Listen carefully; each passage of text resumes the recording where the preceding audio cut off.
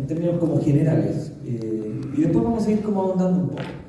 Cuando se habla del burnout, o agotamiento, o el síndrome del trabajador quemado, ese es el nombre también que se le conoce, es un cuadro que no es una enfermedad en sí misma, pero que sí puede resultar en que se deriven muchos problemas o enfermedades psicológicas o físicas. ¿Por qué se da? Se da por un cuadro crónico de estrés laboral, que tiene que ver con el trabajo. Alguien sometido o a una vivencia de un estrés laboral o una exigencia de laboral sostenida, ese estrés psicológico puede derivar en una sensación de agotamiento mental, físico, emocional. Una suerte como de despersonalización que se llama respecto del trabajo, de la labor, que es como un distanciamiento del trabajo, que puede traducirse en una especie como de cinismo respecto del trabajo, que ese cinismo hay que entenderlo muy bien, es como esa actitud de profunda desconfianza y escepticismo respecto del sistema, de los líderes, de los que llevan las cosas, de las prácticas, de las instituciones, un alejamiento, un distanciamiento. Y una baja en el desempeño. Esos son como los síntomas del burnout. O sea, cuando una persona percibe que está agotada, o sea, se le acabó la batería, que está cansada mentalmente, emocionalmente, eso se traduce también en que está especialmente mal genio, irritable, se molesta con cosas, lo nota. Que tiene esta especie como de distanciamiento respecto de una desafección respecto del trabajo, de la labor, de quienes llevan esto, de las autoridades, ese distanciamiento que hace que uno sea especialmente crítico a veces, o esté fijándose especialmente en lo que está mal, no pudiendo lograr lo que está bien, con desconfianza, con falta de esperanza respecto de las decisiones que se puedan tomar. Ese tipo de cosas son síntomas. Y el síntoma de que uno no rinde lo que rendía antes, o sea, que rinde menos, que está cansado, que no le sale como antes, que no disfruta el trabajo. Todos esos son los síntomas, ¿ya?, del burnout, que le puede pasar a cualquier persona que tiene responsabilidades respecto de un trabajo. Y es algo muy común que uno pase por momentos así. Esto puede volverse algo como crítico. O sea, hay que finalmente una persona pasando por estos síntomas al final termina enferma. Que eso es lo que puede pasar, que se enfermó. ¿Dónde impacta? Esos son los síntomas. ¿Dónde impacta? ¿A dónde pega esto? Bueno, esto pega en la salud. En la salud mental, por el agobio, por la sensación de superación, en una depresión, puede estar deprimido. Y como está deprimido, después termina enfermo físicamente, porque en el fondo la tristeza es la pasión que más daña el cuerpo, y eso, como se produce una baja de las defensas, se enferma más frecuentemente, se enferma con mayor intensidad, o puede generar otro tipo de enfermedades físicas. No sé, cada uno tiene su somatotipo, entonces o ronchas por el cogote, o psoriasis, o problemas estomacales, mala digestión. Esos son como los por donde va a golpear. Y cuando hablamos de la prevención, porque esto es, ¿ya? Queremos prevenir esto y salir de esto. Imagínense que uno está en ese estado. ¿Cómo se previene? Se previene, o digamos, mira, además que cómo prevenirlo, pensemos un poco en las causas, que son tres, muy claras, ¿ya? Causas muy claras. Es el exceso de trabajo. Eso es una causa. El exceso de trabajo. Otra causa es la falta de apoyo. La falta de apoyo. Uno tiene un trabajo, tiene que responder y no se siente apoyado. No tiene redes, está solo. La soledad. Y tercero, el desequilibrio entre la vida personal y la vida laboral. Esas siempre son como las tres causas. Cuando uno ve a alguien que llega así a la consulta, uno va viendo, ese es el problema que tiene. O tiene exceso de trabajo, o al menos vivencia que tiene un exceso de trabajo, ¿sí? Pero la experiencia de que está superado. La segunda es que no se siente apoyado. No sabemos si tiene un apoyo, pero no se siente apoyado, no se siente respaldado. Se siente solo, se siente exigido, se siente sobreexigido. Eso es falta de apoyo.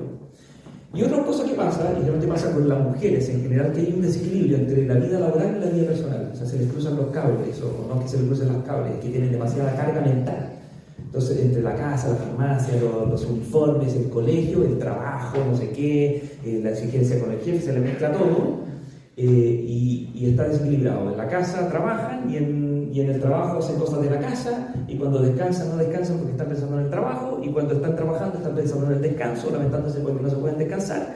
Ya, toda esa locura a una persona le viene agotando, porque es mucho espacio mental donde las aguas están confundidas. Esas son 3 causas.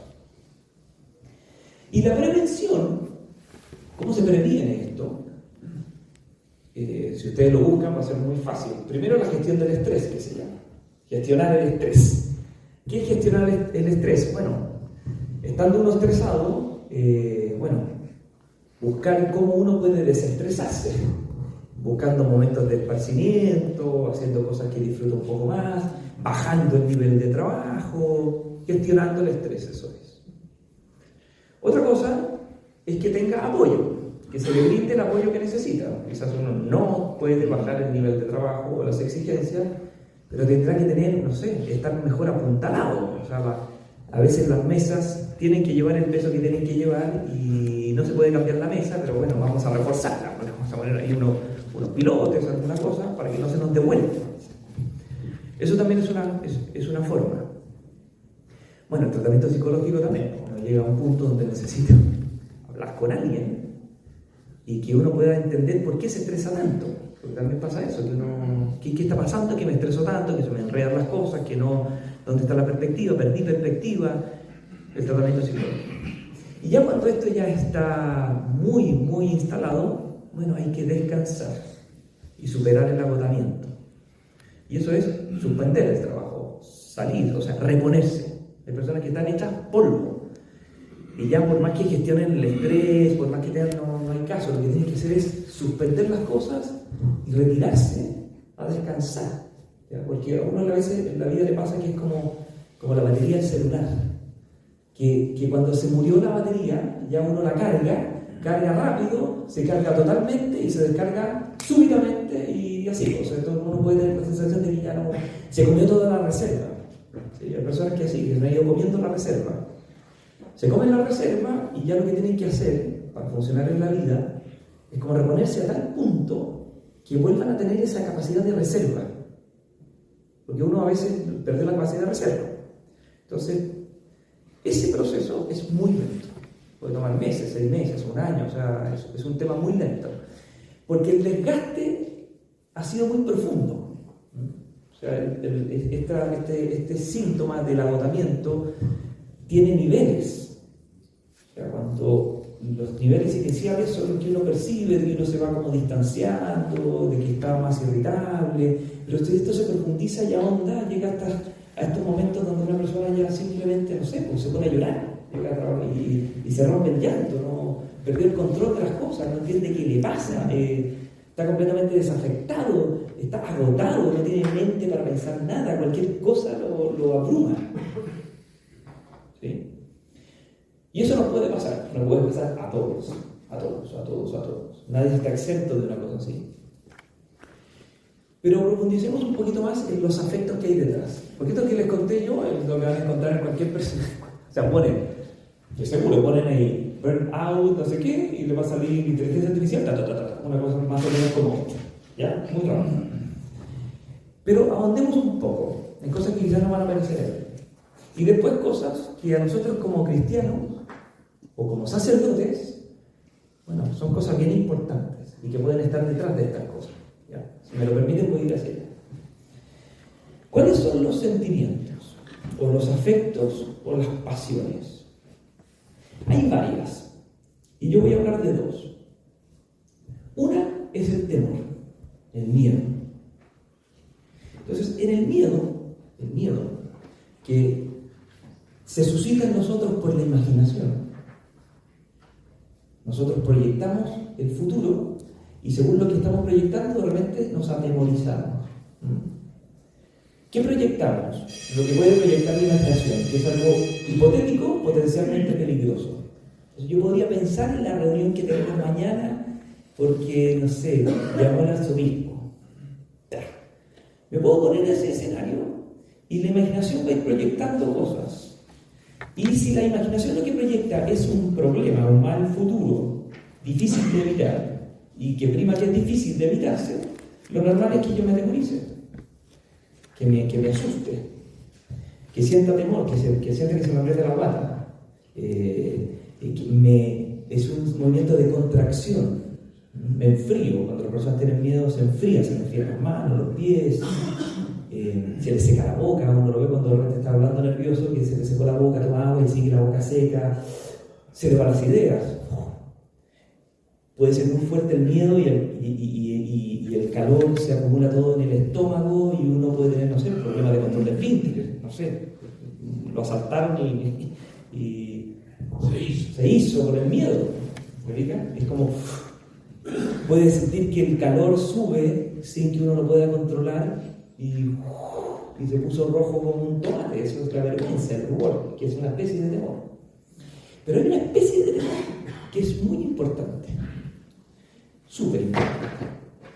Y es que cuando uno piensa que algo es difícil de superarse, es un mal futuro y es difícil de superarse, pero uno dice, no, esto es demasiado difícil, o sea, es difícil, ese juicio tiene que ver con razones, con causas que hacen que esto sea difícil de superarse, de asumirse, de enfrentarse.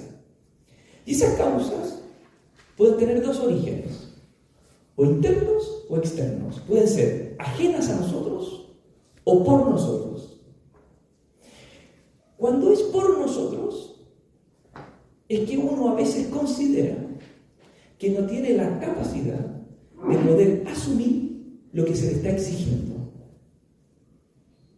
Y esto es lo que tiene que ver con el burnout. Que uno haga un juicio de que no siente que puede, porque carece de la competencia, de la fuerza, de la expertise, de lo que sea, no puede asumir lo que se viene, lo que le piden, lo que le exigen. ¿Sí? Es como cuando uno, no sé, ve que se le viene una ola demasiado grande. No sé, quizás después uno cambiaba olas, pero hay cosas que se pueden cambiar y cosas que uno siente que quizás no puede cambiar. O sea, que se metió ahí, ¿quién lo metió acá? La ola viene y no la va a cambiar. Y eso es porque no ve escapatoria, no ve cómo sortearlo, porque cree que él no puede. Eso causa una especie de temor que se llama pereza. La pereza. Y uno lo ve mucho en los jóvenes. Se vuelven perezosos, no hacen lo que tienen que hacer. En la universidad botaron los ramos, no están estudiando, empezaron con interés, empezaron con entusiasmo y se volvieron flojos. Uno se vuelve flojo también. Posterga el informe, posterga la reunión, posterga no sé qué, evita. Entonces no hace lo que tiene que hacer. ¿Pero por qué no hace lo que tiene que hacer? ¿Por qué es flojo? No es porque es flojo, no es un patán, no es un haragán. Un haragán no hace nada nunca, bajo ninguna circunstancia, nada. Es como un patán, es como un tipo que está ahí como un patán. No hace nada.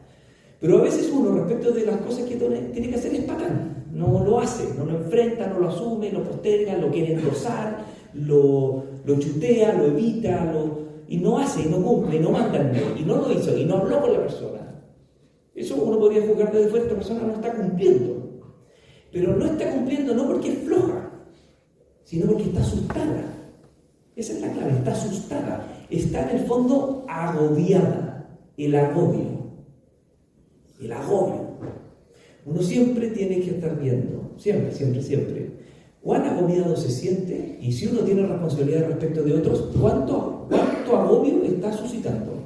Porque si alguien se siente agobiado, no va a hacer nada, o lo va a hacer mal, no lo va a hacer.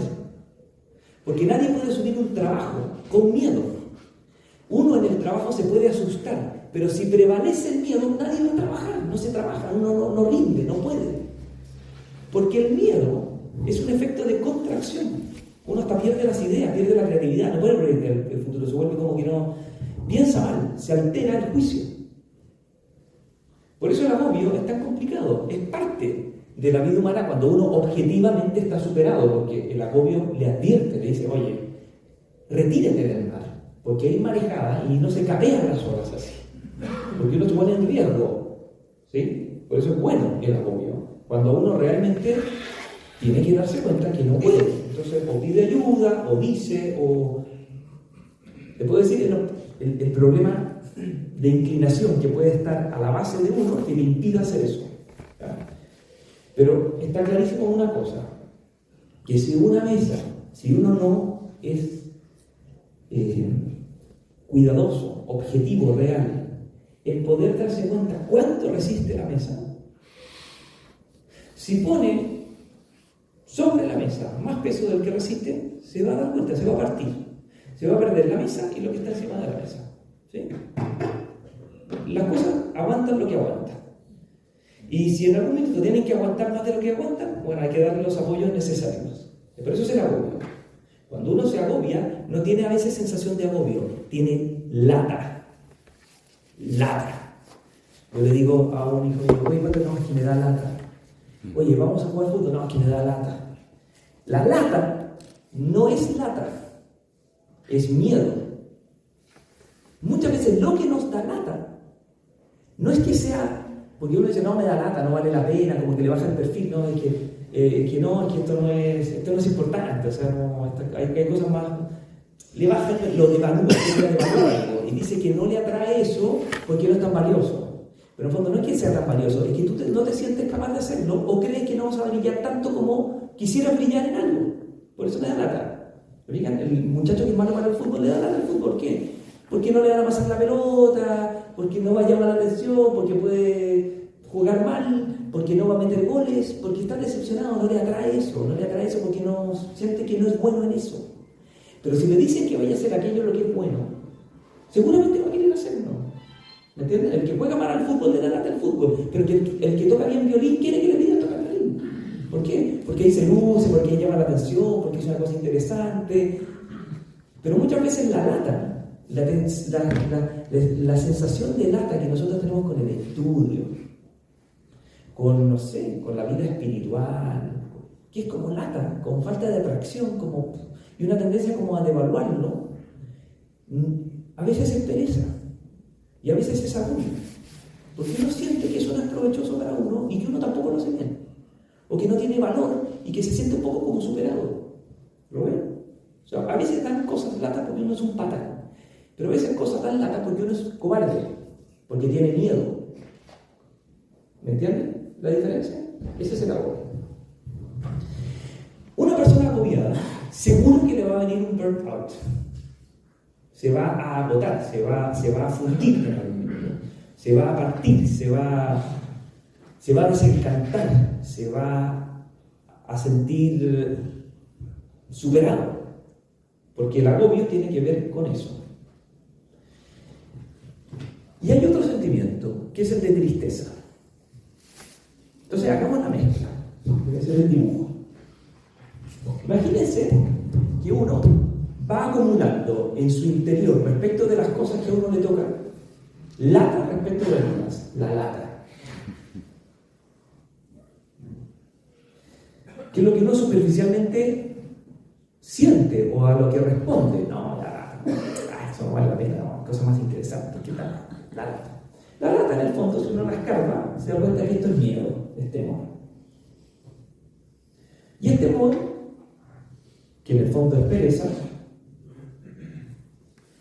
y que tiene que ver con un juicio respecto de uno mismo, de la capacidad de uno que tiene y de para qué es bueno y para qué es malo. Si eso se instala, pero aquello que le da lata es el corazón de su responsabilidad por el estado de vida que tiene, o por lo que vive, o por lo que hace, y frente a lo cual se le pide que responda, y lo evalúan por resultados, y a uno lo están juzgando en función de eso, que es lo que a uno le corresponde. Esto, si se instala, y uno va acumulando esa sensación de que no rinde, y se empieza a agotar mentalmente y además físicamente, porque los esfuerzos que hace tampoco rinden lo que se espera que se rinda, esto puede transformarse no solo en un mal futuro, sino que se puede transformar en un mal presente. Yo estoy así, yo me siento así, cargo con esto, voy cargando con esto. Eso ya es un mal presente. Pero ¿sabes lo que causa el mal presente? No causa temor, porque lo que causa temor es el mal futuro. Lo que causa el mal presente, la conciencia de un mal presente, que a veces es presente no para los demás, sino en mi interior, adentro es lo que yo siento, vivo con lata respecto de cosas importantes para mí, se puede transformar en un sentimiento, se suscita un sentimiento que ya no es el de temor, el del temor queda como encubierto. Quedó encubierto por la lata, ahora va a caer otro manto. ¿Y cuál es ese manto? El de la tristeza.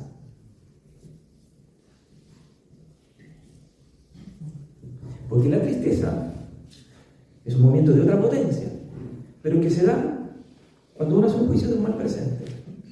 Pero la tristeza tiene unas especies. La tristeza es un movimiento que quiere como huir de lo que le causa desagrado, incomodidad, falta de atractivo. Se trata de mover. Y cuando huye de eso, el movimiento de tristeza, uno no lo percibe como tristeza, lo percibe como ansiedad, se pone ansioso, ansiedad. Y la ansiedad es como esa como inquietud, que a uno trata de distraerlo de aquello que en el fondo no le causa atractivo. Entonces, por ejemplo, ansiedad de comer. Alguien en realidad tiene que hacer no sé qué cuestión, no puede pensar en eso, y le dan ganas como de comer, y se pone a comer, o se pone a ordenar. La otra, yo en realidad lo que tengo que hacer es escribir un artículo porque me lo están pidiendo no sé cuántas semanas en tal lado, y cuando tengo que escribir un artículo, que le pongo poca atención, pero me siento como superado en el fondo, me da lata, se fijan, como no me atrae, justo ahí me pongo a ordenar el escritorio del computador, es decir, a limpiar la memoria, esto no está funcionando bien, no sé qué, ordenar los papeles, o ordenar la biblioteca, porque no sé qué, como un movimiento de huida, es decir, para no ir a lo que uno le da, busca otra cosa, otra distracción. Eso se llama ansiedad. Pero cuando uno no logra huir, porque uno a veces huye de las cosas y resulta, porque yo tenía que ir a hablar con mi hermano y no quiero hablar eso que tengo que hablar con mi hermano, no sé qué va a pasar ahí, no sé qué, y se me ocurrió ir al supermercado, porque ahí falta leche en la casa. Entonces, ideal, no voy a hablar con mi hermano, y para comprar muy bien las leches pongo el celular en silencio para no distraerme, porque hay que comprar leche semidescremada, no sé cuánto, sin lactosa por el padre no sé cuánto. Entonces me pongo ansioso, voy con gusto al supermercado, estoy buscando, busco el carro, me preocupo de la rueda, esto no funciona, y me distraje, me sacó. Porque el problema de lo que da lata está fuera mío, mi hermano me da lata. El problema familiar. El problema es cuando cargo con la lata dentro. Esto está dentro mío, está dentro mío. Soy yo así, soy yo el que está así. Entonces cuando la ansiedad trata de sacarme y no funciona, empieza a brotar la angustia. La angustia. Ya, la angustia es un tipo de tristeza que se suscita en uno cuando el apetito experimenta que no tiene escapatoria. No hay escapatoria, uno se siente como acorralado, como oprimido, como que no hay salida. Eso es la angustia. Es una tristeza más grave, pero que desgasta más, es muy desgastante la angustia. La ansiedad desgasta, porque claro, es energía, pero la angustia se carga, es distinto, y desgasta. Las personas angustiadas es como que van quemando, se van quemando. Cuando la angustia se instala, porque esto no tiene escapatoria, al final es lo que es, esto es lo mío, este es el montaje que hay, y hay que asumir esto, es ahí donde se puede dar el paso siguiente al estar de repente botado, sin fuerza, completamente desencantado, completamente superado, sin mente para nada. Y es cuando se agrava la tristeza. Se agrava y se produce el abatimiento. El abatimiento. ¿Sí? Abatido, sentirse abatido. Yo siempre he pensado que esto que se describe en la psicología como el burnout, esta cosa que yo les dije al principio, es una cosa bastante más complicada y que tiene que ver con esto. Es Es un contubernio que se instala afectivo en alguien que tiene que ver con el agobio por una parte, por la ansiedad y la angustia, que al final toda esta coctelera deriva en que en años, porque una persona puede estar así, no sé, 15, 20 años, 6 años, depende del aguante de cada uno, pero llega un minuto donde se fundió, simplemente no puede más. Y como el temor se generaliza, ya no solo le da lata una cosa, ahora le da lata como el conjunto. Y uno puede empezar a sentir repelencia de aquellas cosas que antes le causaban atracción. Y puede empezar a sentir repelencia de personas, repelencia de frases, repelencia de autores, repelencia de actos, repelencia. Y la repelencia también quita energía. Porque la repelencia va siempre acompañada de rabia, de molestia, de bronca, de irritación, de rencor, de espinas que a uno se le empiezan a clavar, de cuestiones que están ahí y entonces se cansa y algunos terminan quemados. ¿Se entiende esa parte? ¿No es cierto? Ya. A todos nos puede pasar y quizás nos pasa. Pero ahí está. Esto combinémoslo ahora con porque esto es afectivo. Si está bien o está mal, no sé, habría que hacer un juicio de otra naturaleza. Pero igual yo quiero hacer ese juicio, porque a uno le sirve. Porque al final yo tengo que hablar de cómo se previene esto. Y a un grupo de sacerdotes entre cristianos. Y la cosa está bastante como clara. ¿Ya? Pero quiero alcanzarlo, antes de saltar a eso, con otro tema. Y es que cuando uno tiene que trabajar y cumplir, y ha asumido responsabilidades, y ha asumido, digamos, desafíos y qué sé yo, tiene que ser fuerte. Fuerte. Si uno quiere trabajar bien, tiene que ser fuerte. ¿Por qué? Porque en esta vida no hay camino fácil, no existe, no hay ni uno. Nada es fácil. Y cuando uno cree que era fácil, tampoco terminó siendo tan fácil. ¿Sí? Porque siempre se complica, porque puede ser fácil para uno porque uno es bueno en eso, pero siempre hay un pamanata que le echa a perder las cuestiones, que hace las cosas distintas. Uno está en comunidad de personas, no hacen las cosas, no está en tan capacitado como uno pensaba. Siempre hay problemas, siempre hay problemas en este mundo y hay que ser fuerte. ¿Sí? Entonces, analicemos ahora muy brevemente el acto de fortaleza, porque ahí también hay una clave en la que uno puede mirar. El acto de fortaleza, la virtud de la fortaleza. Uno dice, no, la fortaleza, virtud cardinal, ¿no es cierto?, que sostiene la puerta, es como uno de los bordes de la puerta. Es una virtud que está integrada por otras que concurren al acto de fortaleza. Y esto es interesante, porque ¿qué es lo que concurre al acto de fortaleza? Tienen que concurrir elementos muy claros. Primero, fortaleza. Hay que preparar el ánimo. El ánimo tiene que estar preparado. Imagínense que a mí me dan una tarea, una labor. Hay un bien futuro difícil de conseguir, pero que es posible.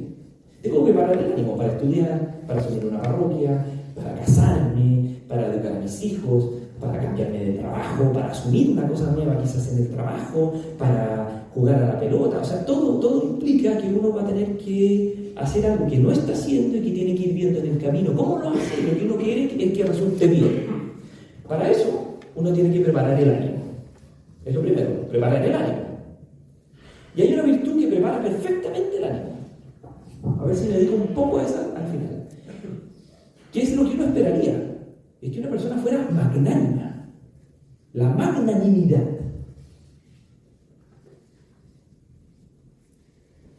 Que se llama ánimo grande, es esa tendencia a aspirar a algo grande. Es lo primero. Lo voy a dejar ahí entre paréntesis, porque ahí eso es lo que paso uno, magnanimidad. Sí, animarse, decir, no, esto es posible. La magnanimidad, en el fondo, tiene esperanza, dice, es difícil, pero se puede, vamos, entonces puedo. No, me mandaron a tal parroquia, chuta, ¿cómo será? Pero el señor obispo y le empiezan a decir un par de cosas y uno dice, ya se puede, ya. Y lo asume con cierta magnanimidad, generoso, es como abierto. Otra cosa es que uno lo asuma sin magnanimidad, y ese es el problema. O sea, que a uno le propongan algo, uno en realidad no tiene magnanimidad, sino que lo que tiene es pusilanimidad, pero eso es lo que está escondido aquí. Y uno asume la cuestión, y vamos para allá, pero empieza la tortura, ¿me entiendes? Porque empieza el roce, porque nada se puede asumir si uno no tiene un mínimo de magnanimidad, que es un mínimo de esperanza de que esto pueda resultar. Es muy importante, porque si uno termina aplastado, lo aplasta la realidad. Eso es magnanimidad. Pero no solo basta la magnanimidad, porque eso es como el comienzo, es decir, que uno se pone en marcha, uno ataca, arremete, que es lo primero que se necesita de fortaleza, arremeter, avanzar. Pero después tiene que ejecutar. Y aquí es donde está el problema. Porque para ejecutar, es decir, hacer lo que hay que hacer, también se necesita de una virtud. ¿Cómo se llama esa virtud? Se llama magnificencia. Esto es entretenido, aquí uno ve. Magnificencia. ¿Qué es la magnificencia? Que uno ponga de su parte todo lo que puede poner. Magnificencia. Es decir, que uno no se guarda recursos. La magnificencia se desequilibra por dos extremos. Uno, que uno no ponga todo lo que puede poner, que no haga todo lo que puede hacer. Eso se llama mezquindad, el mezquino. O sea, no pone todo lo que tiene que poner. ¿Sí? Y la magnificencia se apoya de otra, que se llama la constancia. Tienen que ir juntas en el juicio. Porque uno siempre tiene que decir, ya, tengo que hacer todo el esfuerzo que tengo que hacer ahora, sabiendo que tengo que hacer esfuerzo mañana, pasado mañana y todo este mes. O sea, hay un esfuerzo que hay que sostener. La constancia nos permite dosificar. A veces hay que hacer más esfuerzos, a veces menos esfuerzo. ¿Sí? Pero el mezquino siempre ocurre que pone menos de lo que puede poner. Es como falta de compromiso, mira más distancia. Es lo que a uno le va pasando cuando el burnout se instala.